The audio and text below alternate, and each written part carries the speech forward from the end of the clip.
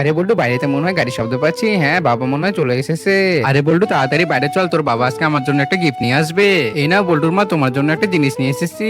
জামা, এই হলুদ কালার জামা আমার তো একদমই পছন্দ হয়নি, তুমি এটা কি নিয়ে এসেছো? আরে কি বলো, অনেক সুন্দর জামা, এই দেখো অনেক সুন্দর লাগতেছে। আরে আব্বু আম্মু তো ঝগড়া লেগে গেল, তাড়াতাড়ি কিছু একটা করতে হবে। তোমার জামা তুমি পরো, আমাকে একদমই দিবে না। এই টুলগুলো আব্বু আম্মুর কাছে নিয়ে যাই, আব্বু আম্মু এখানে বসে ঝগড়া করো, আমি বসে বসে দেখি। আরে যা এখান থেকে বলছি না, ভালো কথার মূল্য দিল না, তোমরা ঝগড়াই করো। একটা বুদ্ধি পেয়েছি, 2 গ্লাস পানি নিয়ে যায়, ঝগড়া করতে করতে তোমাদের পিপাসা লেগেছে, এই নাও পানি খাও। আরে কি শুরু করছিস তুই, যা এখান থেকে বলছি। আচ্ছা চলে যাচ্ছি। শব্দস্তমা আর একটা বুদ্ধি পেয়েছি, এই লাঠিগুলো নিয়ে যায়। তার আগে তুমি যদি শয়তানকে ঘৃণা করো আর তোমার মাকে মন থেকে ভালোবেসে থাকো, তাহলে ভিডিওটিকে একটি লাইক করে চ্যানেলটিকে সাবস্ক্রাইব করে দাও, আমিও দেখি তুমি তোমার মাকে কতটা ভালোবাসো। এই দেখো তোমার জন্য লাঠি নিয়ে এসেছে, লাঠিগুলো নিয়ে তোমরা মারামারি করো, অনেক ভালো হবে।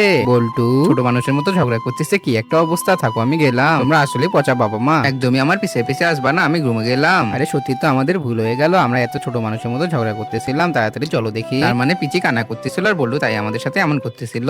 সরি বল্টু, আমাদের ভুল হয়ে গেছে, দাও জামাটা আমি পরি, দেখ বল্টু আমাদের কত সুন্দর লাগতেছে। হ্যাঁ অনেক সুন্দর লাগতেছে।